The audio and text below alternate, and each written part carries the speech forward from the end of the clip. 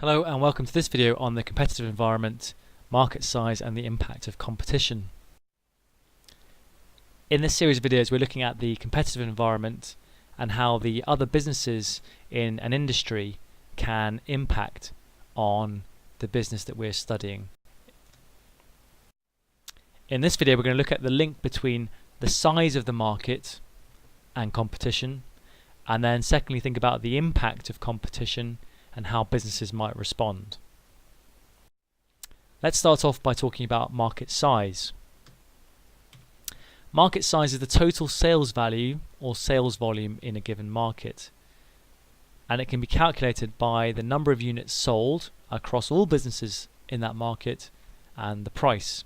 So for example, if there are 2 million cars sold at an average price of £15,000, then the market size is 2 million times 15,000, £30 billion. It can also be expressed as the number of buyers or sellers in a particular market.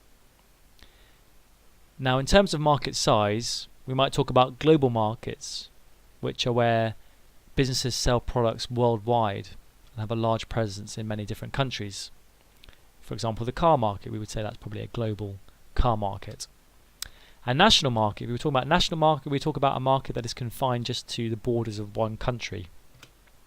And lastly, we might talk about local markets. And these tend to be quite small areas, such as cities, towns, regions, or maybe even villages or residential areas. How will operating in a large market link with the level of competition? Well, there's going to be some very large firms competing if it's a large market. And this tends to be more complex and challenging for businesses to be operating on a large scale with different supply chain issues, different customers in different markets, and more difficult to coordinate the business's activities. It's particularly important in a fiercely competitive large market that they monitor what their rivals are doing, and particularly what their rivals are doing in terms of the marketing mix. What pricing strategies are they using? What are they doing with their product ranges? How are they promoting? What distribution methods are they using? It's also important that a business, in addition to the marketing mix, considers the production methods that their rivals are using as well. Whereas operating in small markets often is attractive when a business starts out because there may not be as much competition, as many competitors in a small market. But the downside of the small market is, will the amount of sales that the business can realistically achieve in a small market make a decent return for the business? Are they going to make sufficient profit from being in a small market? Also, if they do enter a small market and find it's profitable, is there a risk that a rival from a larger market may move into the small market which our business is operating in? So we looked at the link between market size and competition. We're going to now look at the impact of competition and how businesses might respond.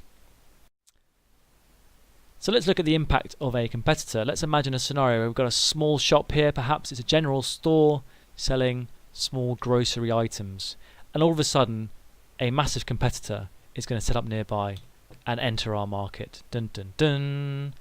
How might our business respond? Well, let's consider the marketing mix. First of all, the product.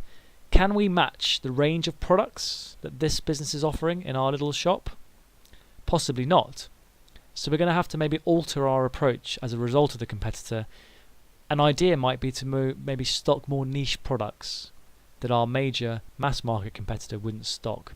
Or maybe another way we can differentiate our product is through the customer service that we offer in our little store, which they wouldn't really be able to do as easily in a big store.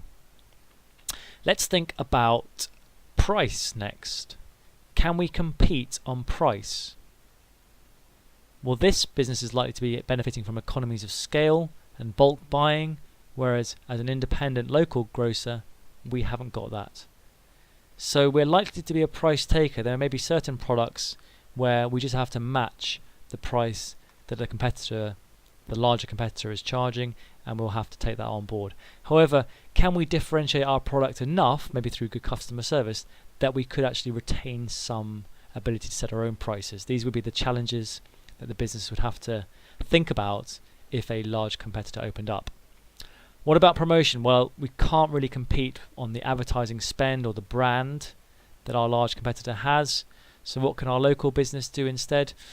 Maybe targeted local marketing, that we know our local market better, and so we can be more effective with it. But again, these are challenges that a business might have to deal with. And the last one, what about the place element? This business probably has large distribution channels, maybe good links with suppliers. They have a threat of online competition. So these would be issues that we would have to consider as well. So businesses need to think about the threat posed by competitors when they enter their markets, and this would be a good example. So more generally, what can a business do in the face of competition? Well, one area to focus on is maybe not being too reliant on some customers. So have a broader range of customers, or maybe focus marketing efforts on the customers that are most profitable. The second thing the business could consider is how reliant are we on a particular supplier? Maybe building relationships with other suppliers or having an alternative source of supply would make us a more competitive business, easier to respond to, or less reliant on one supplier. The last one is to improve our competitiveness, or make competition work in our favour, is maybe try and create some barriers to entry, make it more difficult for other businesses to enter the market and compete alongside our business. How could we do that? Maybe having a stronger brand would discourage competition. Trying to make our products different would discourage competition. Trying to have not just maybe the retail, but also the distribution, having a share of the distribution channels that allows us to have a competitive advantage. Operating so efficiently that we have such low costs for our products that no one else can compete and match our low costs and therefore our low prices. A last idea might be to try and get or guarantee access to key raw materials. So if you're an oil company, having access to an oil field excludes your competition from using that oil field, and so therefore you can create a barrier for them being a competitor to you. What is very important in terms of being competitive is trying to develop a unique selling point, or a USP. So a unique selling point is something that sets a product apart from its competitors in the eyes of customers, both new and existing. It's a way to differentiate your product, ensuring you don't have to compete just on price, and as a result allowing your business to achieve higher profitability. So what really counts at the end of the day to be a competitive business and to thrive in a competitive environment? Having a great product and a unique selling point, being the most efficient operator and lowering your unit cost so that no rivals can compete with you in terms of cost and therefore profits and price. And lastly, customer service, providing a service to your customer that differentiates you from your rivals is another way that businesses can be really competitive and stand out from the crowd. So in this video we've looked at the link between market size and competition, and the impact of competition and how businesses might respond, and the kind of key features a business needs to ensure it succeeds in a competitive environment.